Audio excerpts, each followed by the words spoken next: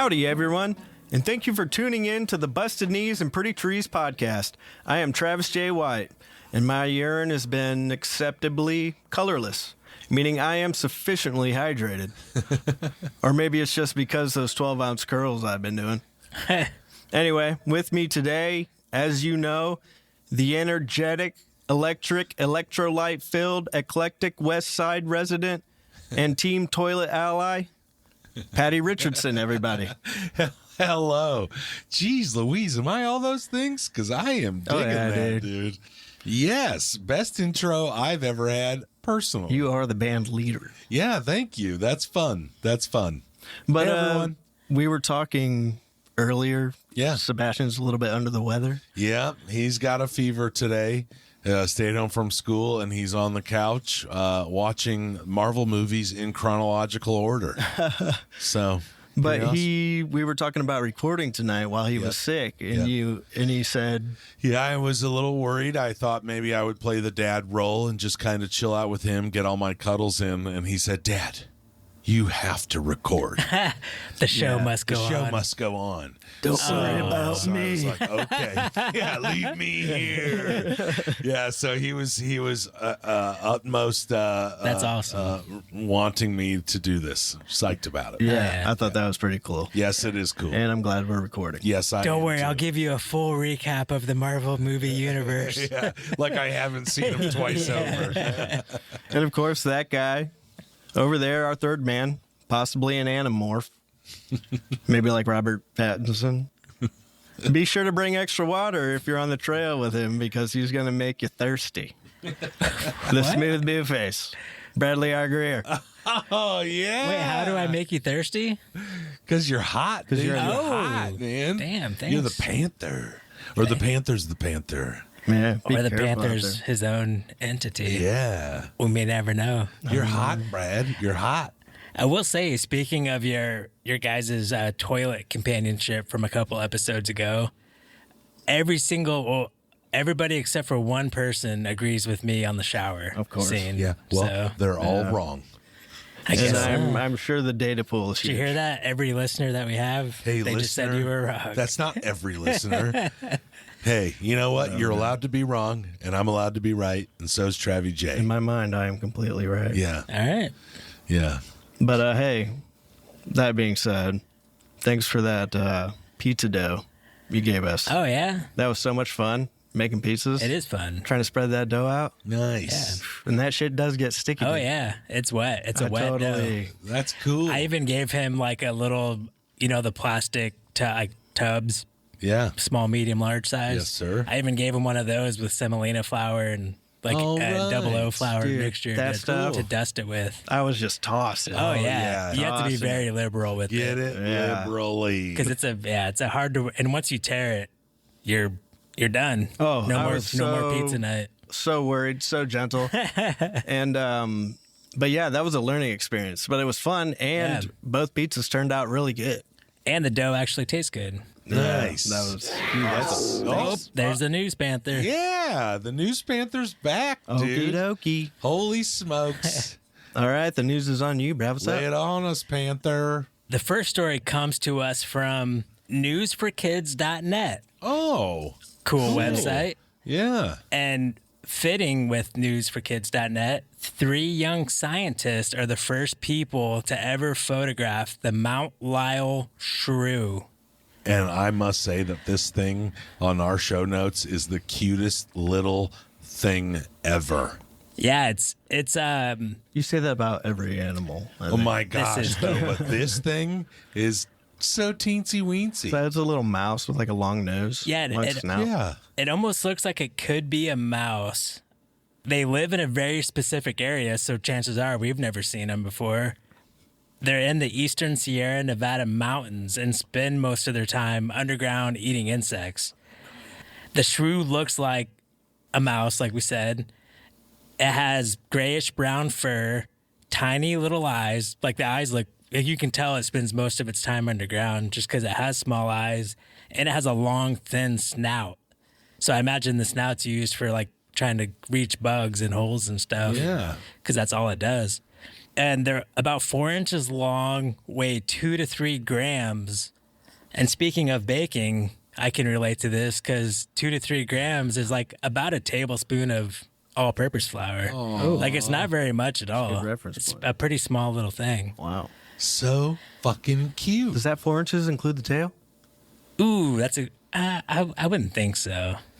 I don't know, man. I don't know. Yeah, 3 to 4 grams. Is that what it was? That's pretty small. If it weighs what'd you say, a teaspoon of Tablespoon. A a tablespoon. tablespoon Yeah. of flour, like that thing would have to be pretty small. I'll have to, when I get home tonight, I'll have to verify that guts and measurement. stuff. Yeah, please. So these 3 youngsters that captured the first ever picture of one alive. Like they found dead ones and have pictures of those.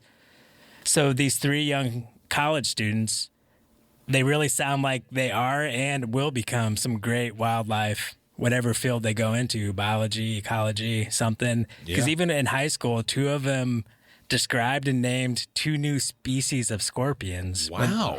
So they're just out there getting it done. Yeah, getting it done. The 3 college students, some of their names are hard to pronounce, so I apologize if I butcher them. We're used to it now, bro. Harper's for the That's one definitely not right. Harper Forbes, Prakrit Jain, and Vishal Subramanian. Oh, damn. I think you nailed it. Yeah, that sounded great to Nice. me. Thank you. Yeah. So when I say that it's never been photographed, it was also the only mammal in California that had not been photographed alive, which is kind of Nice. crazy. That is kind of crazy. So these kids were in school and they were actually learning in school how to trap and photograph small mammals. So that's when they were like, well, it's like, let's go get this shrew then. I mean, Yeah. nobody's ever done it before. Live trapping animals is fun. Yeah. So, as any good scientist does, they first go to the California Department of Fish and Wildlife to get permission, let them know what they're doing and get their blessing to go out and do it. And they get the blessing of the Fish and Wildlife. And this is on the eastern side of the Sierra Nevada mountain, and it's almost described like a desert landscape. Like there's not a whole lot going on. So they tried to find some watering sources, some watering holes, and they just kind of set up around there. And they dug 100 small holes, put a cup inside the hole, and put worms in the cup, and that was their trap. Oh, yeah. Yeah, pretty That's simple. a good way to catch a lot of animals. Yeah. And yeah, so the idea is the shrew would fall in, can't get out, and they got him. And the method worked great. I think right away they started catching them. Oh, no kidding. But it almost worked too well because if a shrew a shrew constantly eats, is always eating, and if it goes 2 to 3 hours without eating, it could die. Oh. So they have all these traps out, so they're just constantly just checking the traps like all day and all night Yeah. between the 3 of them. Don't you think well, I don't know. Because you don't want them to be able to chew through it, otherwise they'd get away. Yeah. They also, Yeah, you I gotta would check. imagine they're more worried about killing it than losing Yeah. a specimen. Oh, yeah. If I have a live trap out, like I have a groundhog going under my garage, I'm checking it all the time because I do not want to leave that animal just Yeah. stuck in a cage. Yep. Yeah. So Vishal, in this article, she was quoted as saying, it was kind of go, go, go. You trap some shrews, you photograph them, you release them, and by that time, there's more shrews. They just keep moving on. And they also took a small piece of the tail for DNA samples. So I don't know if they plan on analyzing that themselves. Or, So there's that many and they're that elusive that getting a photograph of them was so difficult. A live one. yeah. They live Well, underground, it was too. either that or just nobody was interested in them. So they hadn't been studied. Well, that seems not right, though, because that's the only mammal in California. Like, Right. you know that there had to have been scientists and other people that were like, we got to get Yeah. these goddamn shrews. Somebody's got interest in it. Well, Yeah, shit, yeah. and even because this specific shrew, the Mount Lyell shrew, because they caught 3 other types of shrews throughout the study, so I think that's what kept them busy. Because they ended up catching 18 Mount Lyell shrews, but then they caught 3 other species of shrews, Oh. and the Mount Lyell shrew, it's not listed as endangered, but they are listed like under a special concern designation, which is an elevated like absolutely. protection. Yep. But so yeah, the students, they just hope their pictures will help people learn more about the Mount Lyell shrew, become interested in it, and the challenges that the shrew is facing. You know? Absolutely. So Yeah. so these young scientists receive the new What is this? they're gonna get the News Panther Hell Yeah Award. Oh yeah, award. Is that a Round of applause. That's a new thing? Yeah. Yeah. The News Panther Hell Yeah. Hell yeah, award. Oh, yeah, young Yeah. scientists. Let's do it. The next story, the News Panther, he was like super excited about this because it has to do with his cousin over in Southeast Asia, Okay. the tiger. Oh, there we go. Big cat. My favorite big cat. Really? Oh, yeah. Oh, dude, the tiger. The News Panther is going to be very upset Come on, to hear dude. that. Sorry. I'm going to disagree. It's funny because I mentioned coming up one of my favorite big cats. Let's get we'll it, get dude. to it. Oh, debate So time. the story comes Yeah. out of India. A study found that India doubled its tiger population in a decade and gives the credit to conservation efforts. Yeah. There's a lot of interesting facts about the tigers in India. Because of this, how they doubled their population, India has roughly 75% of all tigers worldwide. And that's the most densely populated country in the world. So it's kind of crazy. That is kind of crazy. Yeah. So in 2010, it was estimated 1,706 tigers. And now they're estimating around, I think in 2022, they're estimating around 3,682 tigers. All right. To kind of put that into comparison, I was thinking like how I don't know what that number really means. So in the U.S., the grizzly bear is an endangered species, like listed on the Endangered Species Act. And there's in the 48 contiguous states, there's 1,923 grizzlies, roughly. That blows my mind. Yeah. Because that seems like so few. Yeah, it Well- does seem so few. Well, that's funny you say that. Alaska has around 30,000. Oh. Okay. So There's that- more wilderness out there. It's but- it's one of the weird things about the Endangered Species Act. So if you're in Alaska, they're still an endangered species, Oh, but there's so you- 30,000 of them, Right. and they have like in Montana where they have dense populations of grizzlies. Like it's not endangered here, but it's endangered in the U.S. Right. So Yeah. it really hamstrings a lot of local agencies and hunters from Do doing they have? stuff. Do you know if they have bear problems up there in some Alaskan towns or cities? Just because they're endangered species? I'm sure they like at this point they just know how to mitigate it. There is a story I came across that I was going to talk about, like that feeds totally perfectly into this question. They are starting to use drones to haze bears away from populations. Oh, yeah. So they'll even put like they said sometimes just the sound of the drone, they'll just chase them away and they'll kind of steer them to where they want to chase them to. But sometimes they put like speakers on it with a guy Wow. saying like, "Hey bear, get out of here." But also, grizzlies are. I mean, the one thing we learned from Bear 399, right, is that grizzlies are, especially male grizzlies, are an extremely like kind of reclusive species. Yeah. Yeah. So I would imagine that the grizzlies don't want shit to do with civilization. Well, it's usually only when they're like starving or have some kind of problem where they can't fend for themselves. That's Right. when they get desperate. Yeah. Or Go for when us weak humans. Or they start find feeding yeah, them. Yeah. easy Yeah. ways to get food. Yeah. Right. Well, so it's kind of interesting. I went down a whole rabbit hole about this because bear population, like grizzlies, were almost extinct at one point. And they created like sections across the West where they reintroduced them and kind of where they managed where the grizzlies are. So in the greater Yellowstone area, there's 727. In the northern continental divide, I think closer up to Canada, there's 1,000. The Cabinet Yaak district in Montana and northern Idaho, there's like 60. And then in the Selkirks in Idaho and Washington, there's like 40. So that's really all the grizzlies. There seems to be a debate whether grizzlies are actually in Colorado or not.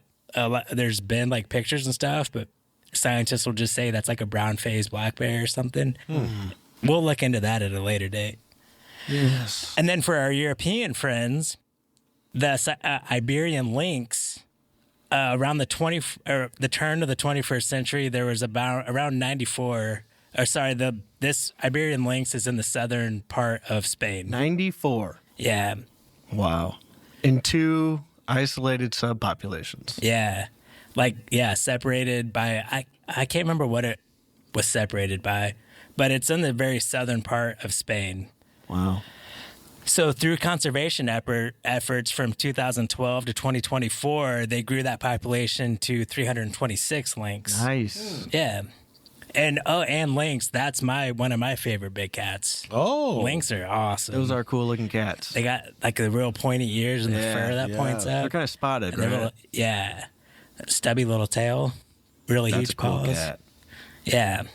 So, with that, they were able to reclassify them as vulnerable from endangered species, which seems kind of like a low number, but they're the professionals. All right, we're doing work. So this report was written by the National Tiger Conservation in India.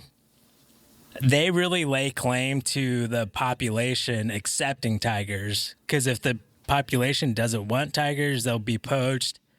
All their prey will be hunted and killed, so they don't have anything to eat and they'll starve. Yep. So NTCA really praised the public effort to help, and they've seen benefits too from increased tourism. Yeah. Which I don't know how you go and see tigers. I wouldn't want to do that on a tour.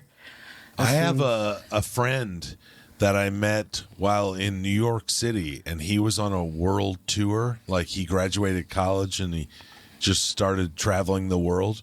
And before he was in New York City, he was in some country where he went to a tiger reserve and ended up spending a few weeks in the mountains, just like feeding baby Oh, wow. tigers and associating them to like human touch and stuff.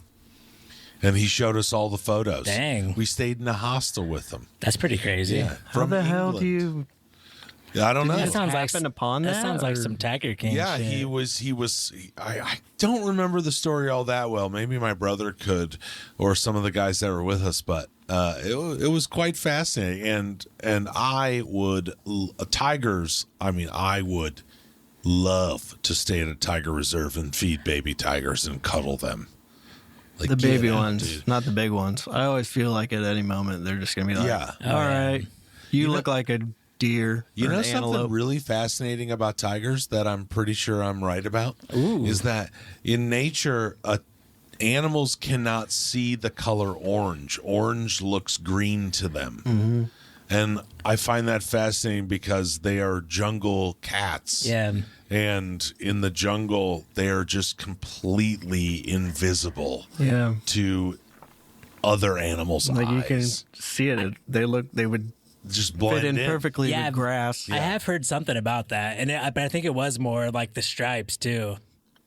The NTCA is a government agency formed in India, and their whole thing is to conserve and protect India's national animal, the tiger.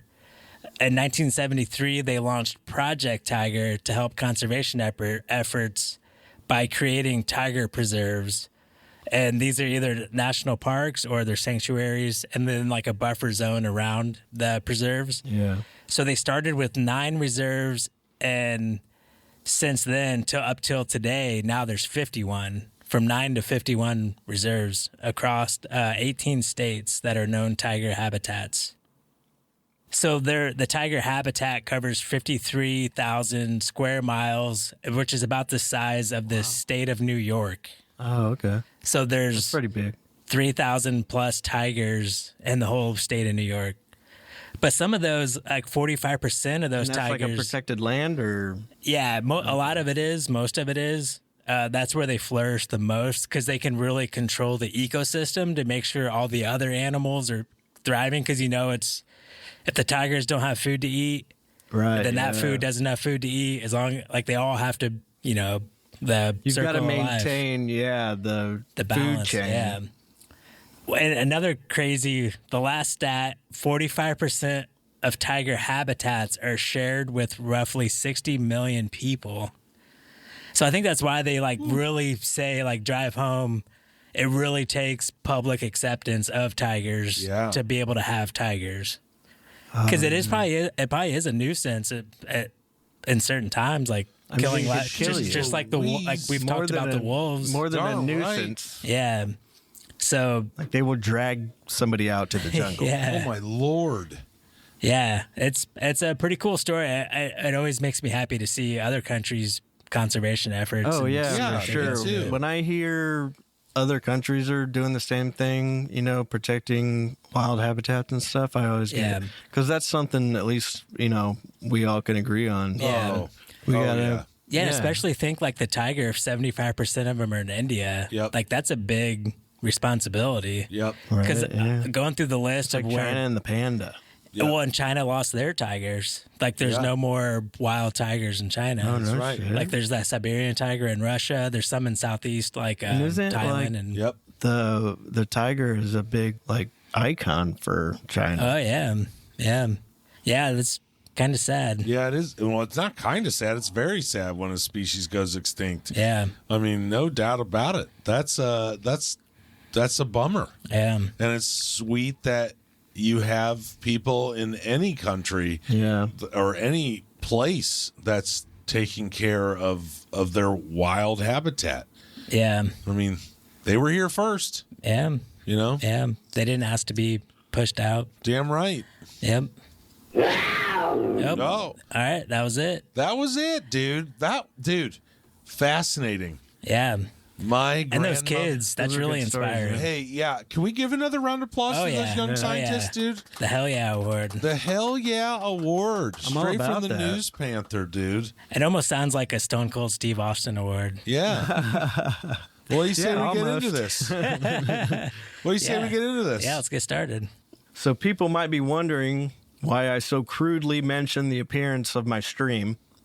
Well, today we're going to be talking about the most essential resource when you're hoofing it with gear. Other than oxygen for breathing, perhaps. We're talking water, H2O. This topic may seem very basic when you're out on the trail and you start running low and still a long way to go. The situation can become quite complicated. Oh, yeah. So grab that old rusty canteen, fill it with clean water, and let's get to business. Bradley, why are we talking about water? Well, it's something that may not be initially intuitive, that when you're in the backcountry, you have to find your own water sources everywhere you go.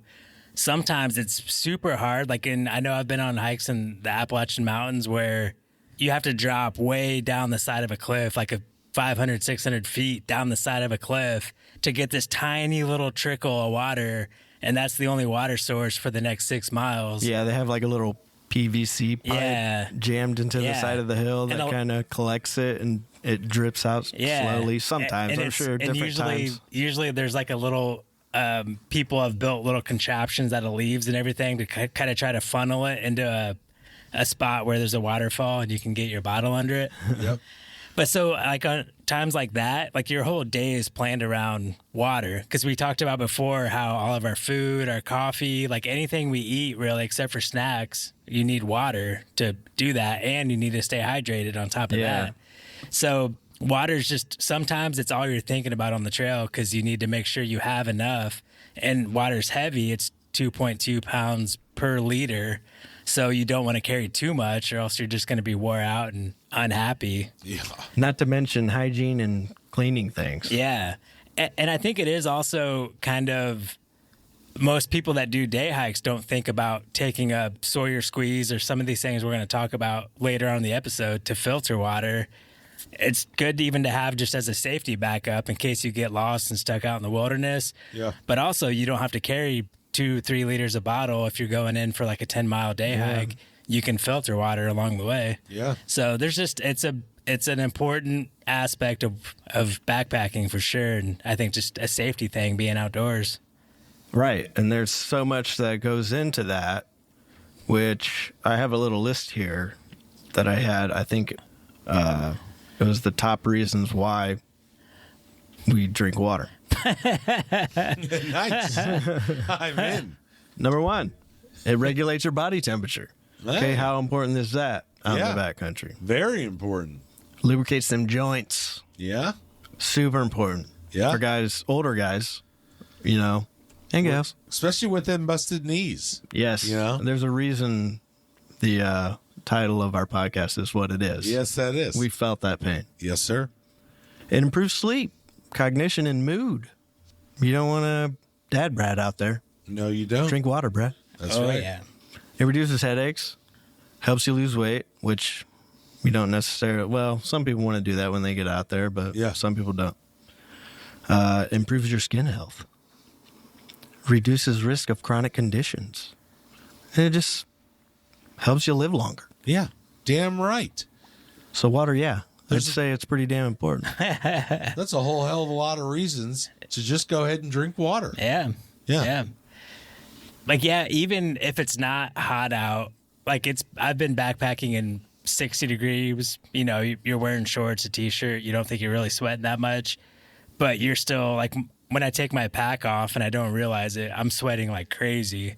And sometimes you just don't think about drinking water throughout the day. Oh yeah, you're losing all that water through sweat. Yeah. You So gotta replenish it it. can be hard to kind of keep up on it.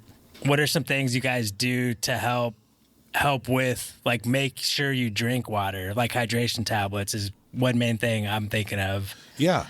So I definitely use hydration tablets. I started using Noon in our last trip. Noons to me were great because it's a nice little tablet. I think it was 12 for a few bucks, and it just adds all those extra electrolytes and nourishment and nutrients to your water that you need throughout the day. It's like water on steroids is what I always think. And a of it little like. bit of flavor. Oh, yeah. Yeah, a little bit of flavor for sure. We'll get into when we talk about the squeezes and things, because those tablets do kind of come. You kind of have to be a little bit more careful. But yeah, I definitely use tablets.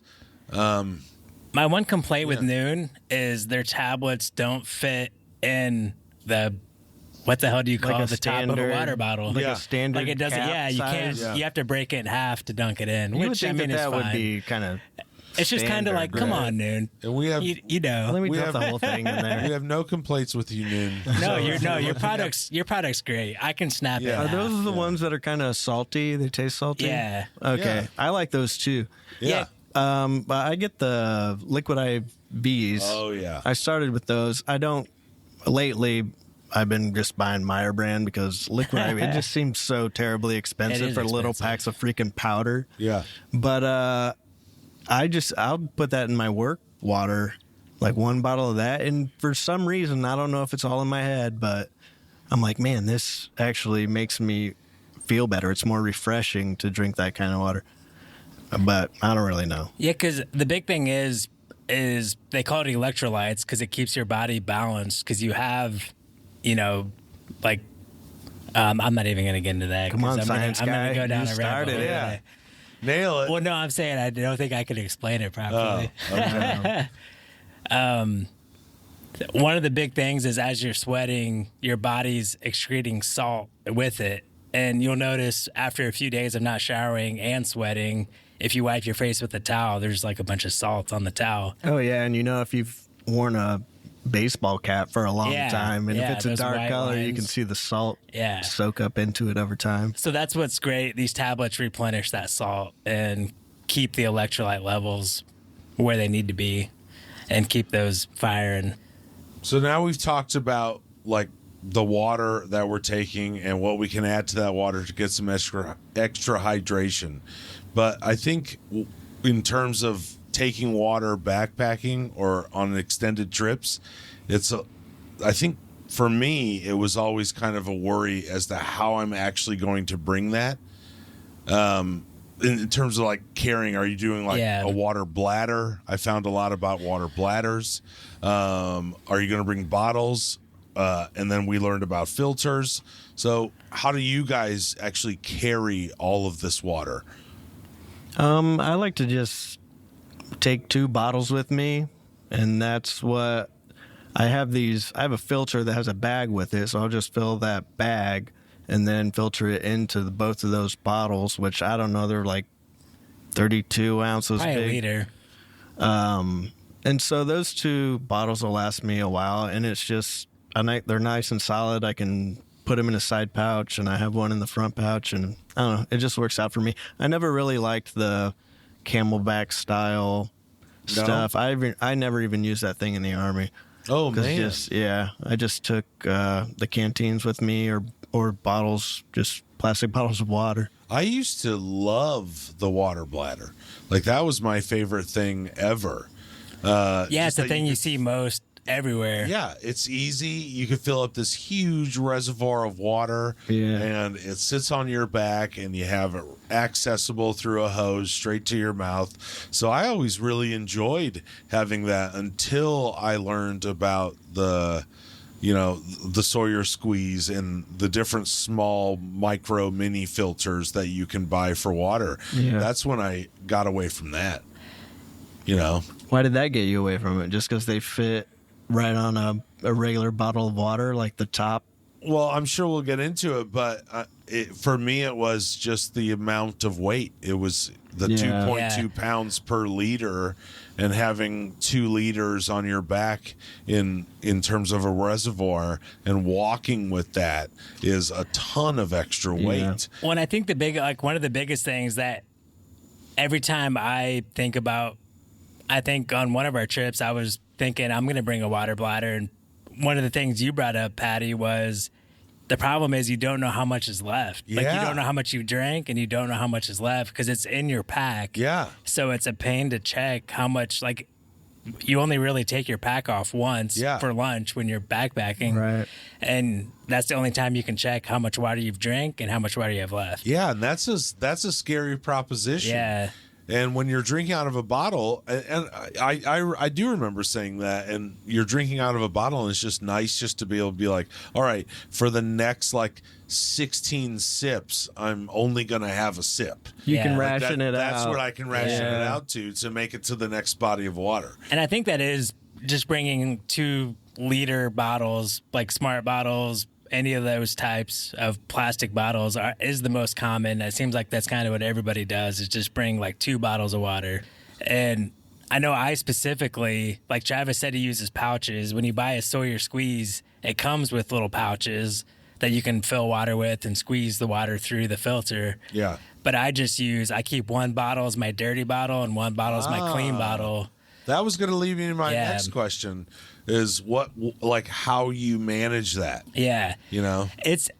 I started buying 2 different brands of water. So I'll have 1 Smart water bottle and 1 Aquafina or whatever, just some other water you don't bottle. Confuse them. So I know that one's my dirty bottle and this one's my clean bottle. Yeah. So I only scoop water out of a creek or whatever water source. What's the one with the red label on it? That's what I'm trying to think. It's got that's the one that I use. a red cross on it. Swiss. That'd be a good one to be like, don't drink this water. Yeah. Or if I have the same bottle, because usually I feel like I always end up getting thirsty before the hike and drink my bottle. Yeah. Just have to get more to start the hike with. So sometimes I'll just tie a 550 cord on the dirty bottle or something, so I know that's the dirty bottle.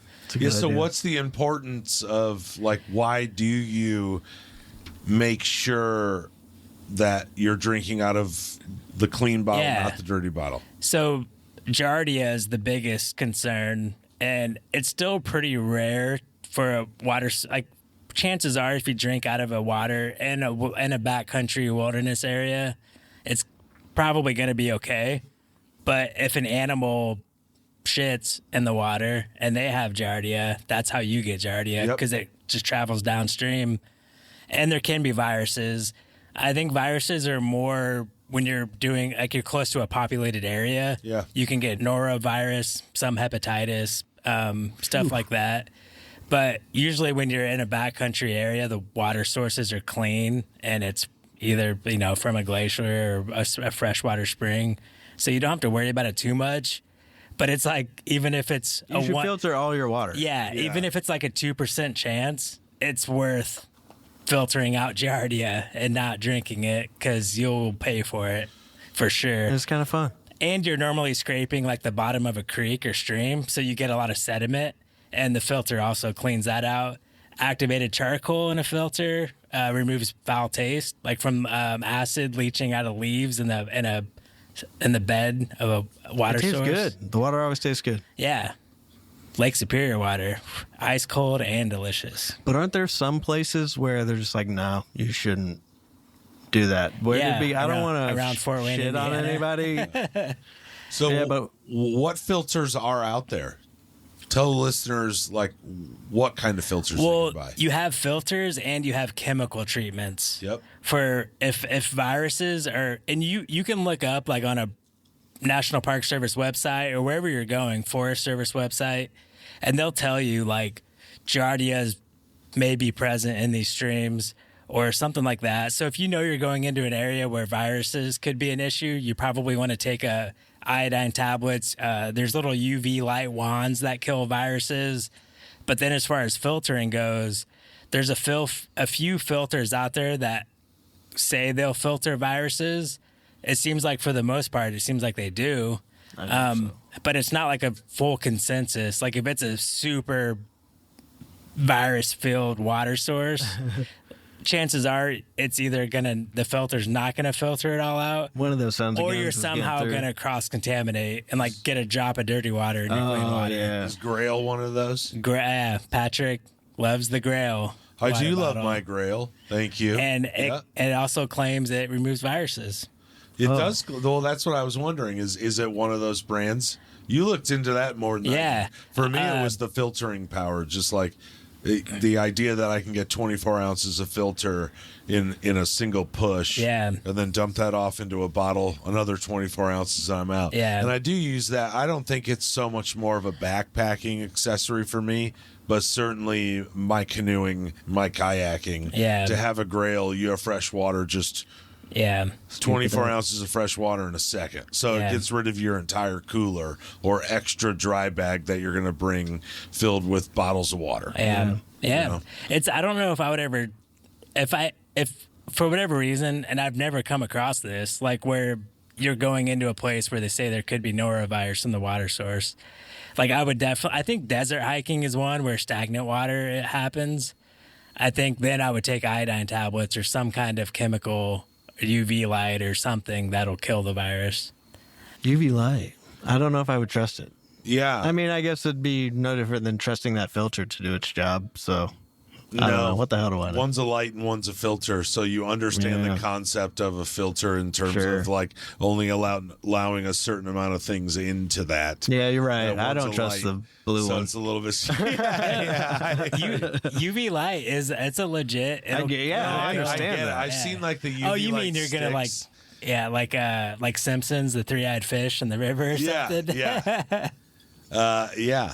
I also have a bit of a story with the iodine tablets, dude, and filtering really, but the iodine tablets, it was my first like big experience with the sweetness that they were. And I bought like the Walmart brand of iodine tablets. Sam's Choice.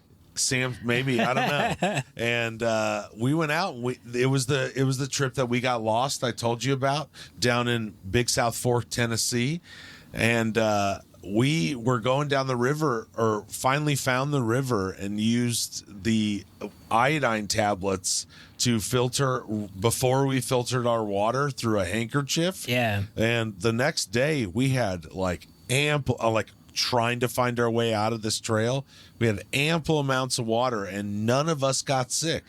The iodine tablets Nice. crushed it. Yeah. And then they normally come in like a 2-pack. They have like one little vial of iodine tablets and then one little vial of like flavor enhancers or something. Nice. So it like helps out, like mediate those. So it just reverts it. It like neutralizes everything. So it just tastes like kind of a crappier water. I wonder, does iodine has a foul taste? I don't 'Cause you- specifically know because I've never done it without the flavor. Okay. enhancers. Oh, Like that's the what I way- was just about to ask And you're you. probably no, so thirsty. You're the just way, like yeah. chugging.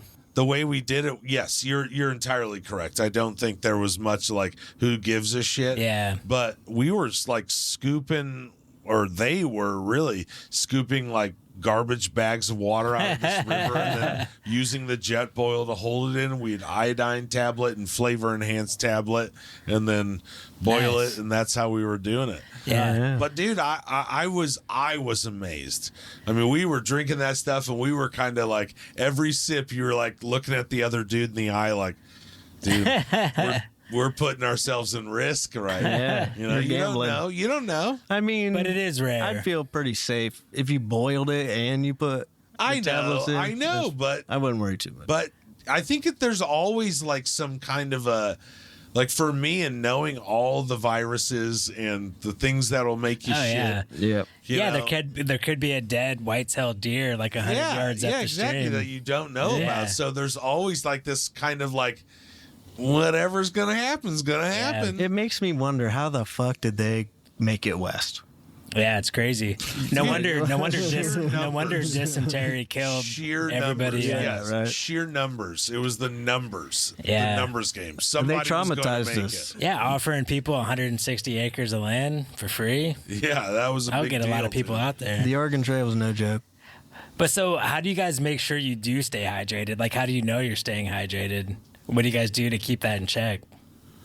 For me, I'm just always drinking. Yeah. Like it's just become something where eating snacks on the trail and drinking becomes some sort of a chore over time, where you're like, dude, I just really want to use my hands to huff it, or I'm not thirsty, or I'm not hungry. And it's just like you kind of have to force yourself to suck down a sip of water, Yeah. or to take a little thing of fucking trail mix. So it just like, I think that it comes from like understanding the importance of being hydrated. Yeah. So I now force myself to be hydrated. I think for me, it's just, well, it's kind of a force of habit at this point, but I also feel like I'm aware of my body. If I'm thirsty, Yeah. I'll drink. But I never get to the point where you're so thirsty. Don't drink, so little where you just want to chug it, but keep going, take your sips or whatever. And even at work, I drink a lot of water, and one of the guys at work, he probably thinks it's weird how many times I have to go, take a pee. But Yeah. I feel better when I'm hydrated. Yeah. And, I don't want to stop. I feel Dude, I get what you're saying, but as I was answering this question and thinking about the answer to this question earlier, it is like it does like kind of elude you over time. Like you'll exert yourself, even if you're conscious of the amount of water and snacks you should be intaking. You'll do 3-4 miles and be like, oh fuck, dude, Still have a full bottle. I still have a full bottle of water because you have to be conscious of it. You have to like know that your body's sweating, and it's almost like your body doesn't like understand the amount of like, quote unquote liquid that your body's releasing. I think you kind of get focused on the challenge of the hike, Yeah. and kind of the awe and wonder of it, and Yeah. you're not worried. It's like when, like a good hard day of working, Yeah. like you just want to keep going, keep working, Yeah. like we're getting stuff done, it's feeling good, and you don't realize, you completely missed lunch, Yeah. you haven't had a drop to drink. Right. You sound like you're sucking up to your boss right now. Yeah.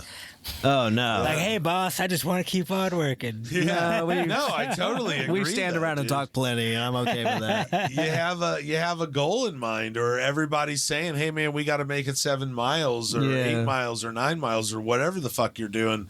You got to get to that point, so there is some sort of sense of emergency. And I can get like that, where I just zero dude. in and go. You fucking go. And I don't even realize it. Yeah. Dude, I will also say that another thing that really helped me in terms of like gear and drinking water, because there was a couple trips. So I was always a water bladder guy. Always had mine in a reservoir. The 2-liter is what I always rocked. And then I switched from that and I started doing bottles in the side pockets of my pack. Yeah. And I remember Brad saying on some trip that we did of how just like annoying it is to like, I would ask Brad like, hey Brad, could you put my water bottle back? Oh, yeah. Or Brad would ask me, or you would ask me. Because they just conveniently always had a pouch right there on the side of your pack, and it fits perfect. But the user's arms don't fit well. Right, yeah, no. And then I understand that packs over a time evolved into like having like the side kind of pocket there where you didn't have to go from top down. You can come from east to west. Yeah, the Gregory Baltaro 65, the first pack, is the only pack I've ever seen that had that like angled bottle Right, slot that right. actually was perfect. Yeah. Yeah. I think And there's nobody other else brands has now. nailed, like, at least,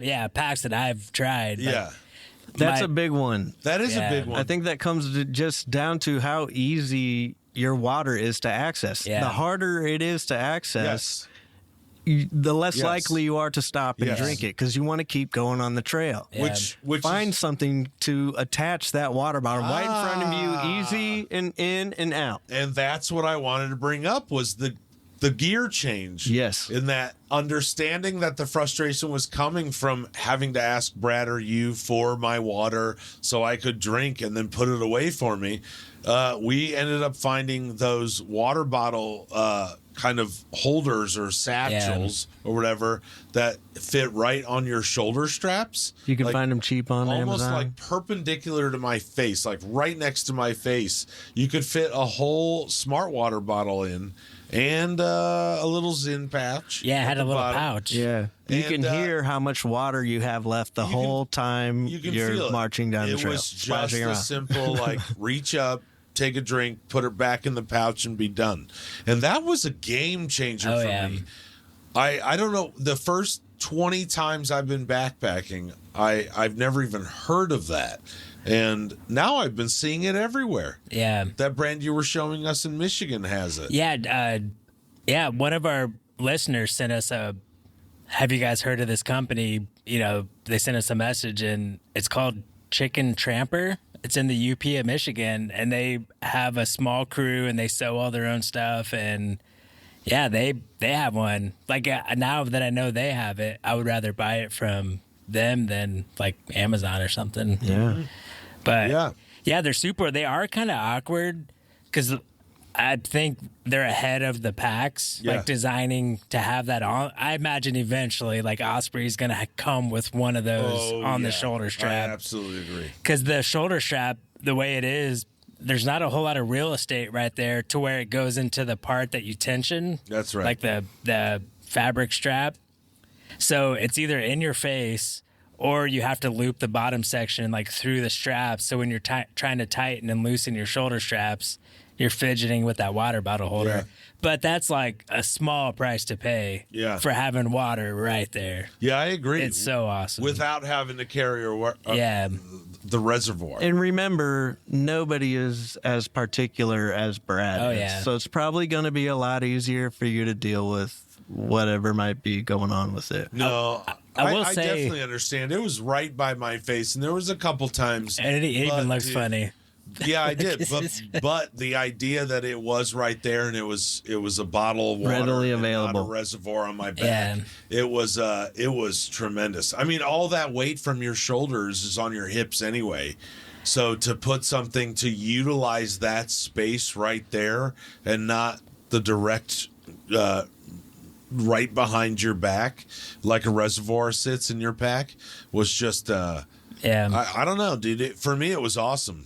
I will say I think it's beneficial to have, like, I think mine had a little rubber band that goes over the top of the bottle to Yeah. hold it, and I don't know if your guys has had that. No, ours did not. And it was handy, so when you bend over, that rubber band thing Yeah. keeps Like it the in place. elastic Yeah. Black elastic band. And I think I did spend a little more on mine because I got Oh, it. yeah. I think I got it from Z Packs. I think Yeah, mine yours was was barely $35. $3. Yeah, I think it was like Yeah. $30 or something. Ours was $11. Oh, it was Yeah. 11? Amazon. Yeah. Yeah, that's But, pretty hey, cheap. I it was worth expected it to be pretty cheap, and it is just like net, like cheap nylon net Yeah. with some elastic straps. But that's where, so I would also, it would be helpful to gauge. So by the time we take our first break, take our packs off, I should have like that bottle gone plus filtered my next bottle into that and probably half of that gone. And it helps you definitely. And having 2 1-liter bottles, it all helps you keep track of how much water you're drinking. So What's the importance of drinking water on trail? Is there anything like different? yeah, I mean, one thing you don't realize, especially when you're in a mountainous, arid environment, like a lot of the Western Sierras and Continental Divide area, when you're in those altitudes, that air just sucks the moisture right out of you. So even when it's cold, you can be dehydrated really quick. Oh yeah, your lips get all chapped Yeah. and stuff. So it's just one of those things that you just have to keep doing, even So when you're not thirsty. Drink and water. sweating. Yeah. So are there any like special considerations in terms of drinking water? Is there any sort of altitude, temperature, something along those lines on trail that you would like especially maybe, I don't know, drink more, or any sort of considerations? I do think, because I know when I got altitude sickness, I'm sure I wasn't hydrated enough. Yeah. I think that played a part into it. And that's anything over 9,000 feet, you risk altitude sickness. And I like that, like we said, that's just a really arid environment. It's Yeah. really dry. And after you barfed up everything, Yeah. you definitely were dehydrated. But I think it sounds gross, but pissing clear is the easiest way to know you're hydrated. Yeah, that's right. So just pay attention to that and adjust accordingly. Yeah. Dude, I do that. Yeah. I pay attention to my urine so hardcore out there. Yeah. Because I will admit that I've been in a couple situations where I was urinating copper and been like, My kidneys are disintegrating. fuck me, I am fucked. And it's crazy because those will be the trips that I come out where like everything's stained white around my armpits or around my hat brim. You know, that's the trips I come out where I know that I was not hydrated enough. Yeah. And the trips are like, I don't know if you guys have had this experience, but like the trips are like, if you were to correlate hydration to how well you mustered your trip, Yeah. you know, the trips that I remember doing like really well on and just being like on it are always the trips that I'm around water. I know that I'm hydrated. You know what I mean? Well, you always You have never have that to worry. like comfort next to you. Yeah. Also, Yeah. so you're Well, not that's thinking true. about, I have to, at least hike this far to another water source or whatever like that. So you always have that available, and that's definitely something. Yeah. That's a stress that's off your shoulders, just because that's such a huge part of backpacking is getting water. And I was gonna ask Brad, since you're the trip planner. How do you plan like lengths of say a day of hiking based upon water sources, and or are there other trips where you just don't have to worry about it? Yeah, that is definitely one thing we haven't brought up is every article you read, every itinerary planning for a section hike or something, they usually always talk about water. Yeah. Like they'll say water's everywhere, don't even worry about it. Yeah. And then okay, we're going to be crossing a stream or something like every couple of miles, every mile. But they will say there's a famous Appalachian trail guide that's put out every year. Man, I can't remember the author's name, but he made a book and then made a trail guide. And that's like the trail guide for the whole Appalachian Trail. And the main part of it is it marks water sources, and it'll say this will typically runs dry between these months, and then in these months it'll be flowing. So that's the other thing is sometimes when you're planning these trips, like you don't know, is there going to be water here or is it going to be dried up? Yeah, because I've ran across little pipes that have nothing coming out of them. And you drop down How like 500 disappointing feet. is that too? Yeah. You're like, damn. Yeah.